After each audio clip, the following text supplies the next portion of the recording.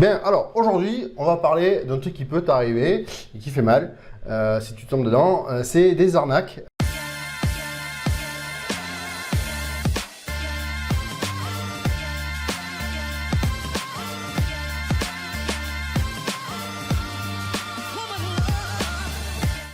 En fait, quand tu vas créer ta boîte, quand tu vas créer ta boîte, ça peut être une SCI, ça peut être une SAS, SASU, auto-entreprise.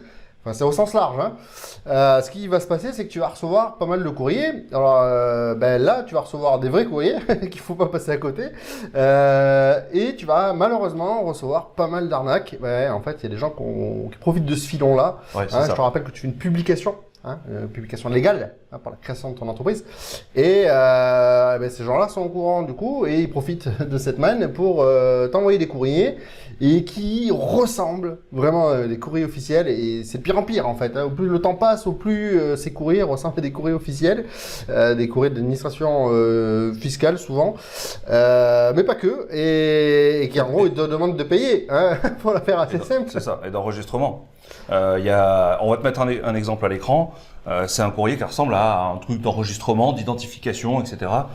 Et effectivement, ils te demandent de payer. Alors, il y en a plusieurs des courriers. Alors, ils font ça bien. Alors, il y en a différents types. Comment ils te retrouvent? Effectivement, tu as raison, il y a la publication légale, mais aussi il y a des listings. Tu sais, si tu es immatriculé, si tu es un SIRET, d'accord, du coup, tu es immatriculé, du coup, il y a des listings et donc les gens, ils vont, même s'ils payent quelques euros pour aller chercher les listings officiels de toutes les, ils sont gagnants. De toutes les boîtes, effectivement, de France et de Navarre, ils sont gagnants. Alors, ils sont gagnants comment? C'est que dans ce courrier-là, ils te disent pas, évidemment, ils te disent pas que c'est une arnaque, mais ils te font comprendre que c'est obligatoire, en fait, de passer par leur truc, là. Voilà. Et puis, c'est pas gros. C'est-à-dire que c'est bien fait. Tu le vois sur le courrier qu'on affiche à l'écran, t'as un montant qui est pas très élevé, avec des virgules, etc. Ça fait très administratif.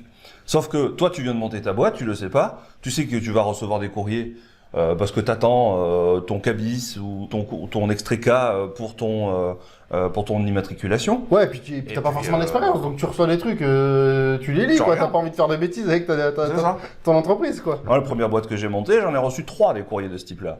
Et je les ai lus et je me suis posé vraiment la question. C'est ça. Et j'étais vraiment en mode, merde, j'ai loupé un truc. C'est pour ça qu'on te fait cette vidéo. Parce que, déjà, si t'es pas au courant qu'il y a les arnaques, tu peux vraiment tomber dedans. Ouais. Mais même quand tu le sais, t'es obligé de passer 2 minutes. Bon. À être sûr, quoi. Là, c'est une arnaque ou pas? Voilà. Alors, c'est bien ce que tu viens de faire parce que des fois, au verso, il y a les conditions générales. D'accord? Ceux qui respectent quand même la loi pour être blindés, derrière, c'est écrit cette prestation n'est pas obligatoire. Tu vois? Donc, ça m'est déjà arrivé aussi de lire ça. C'est écrit en police très très clair, genre gris clair sur blanc. Tu vois pas très bien, etc. Mais il faut aller fouiller. Il faut que tu t'habitues à lire et à comprendre ce que tu fais. Après, si tu as un doute, tu peux aussi taper quelques mots-clés de ce courrier-là dans Internet. Ça marche aussi. Voilà. Donc, fais-y attention, ça sera adressé à ta société. Tu vas le recevoir dans ta boîte aux lettres chez toi, ou en tout cas au siège social de ta société. Il y a des courriers qu'il faut garder.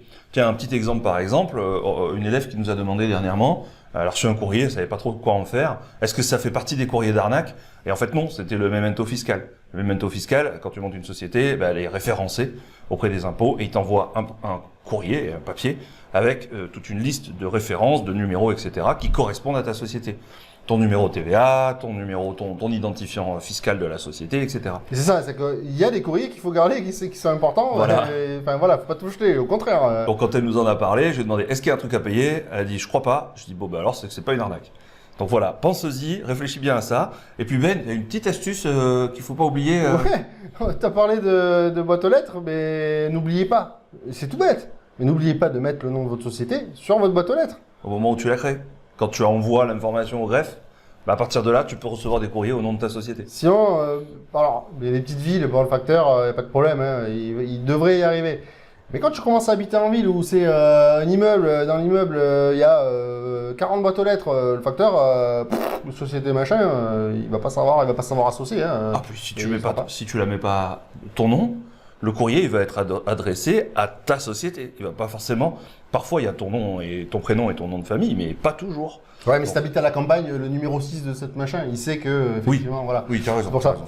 Mais voilà, de toute façon, il faut que tu mettes le nom sur ta boîte aux lettres. Voilà, c'est le tout nom bête. de ta société sur la boîte aux lettres. C'est C'est tout tout bête. bête, voilà, C'est pensez-y. ça. Voilà. Si tu aimes nos vidéos, tu mets un pouce vers le haut, tu t'abonnes à la chaîne, tu cliques sur la petite cloche, sinon tu ne recevras pas les notifications de nos C'est nouvelles ça. vidéos, tu risques de passer à côté d'astuces et tu vois, on va te faire gagner de l'argent. En tout cas, on va t'inviter à t'en faire perdre. C'est ça. Et on te dit à la prochaine. Ciao, Allez, ciao. ciao.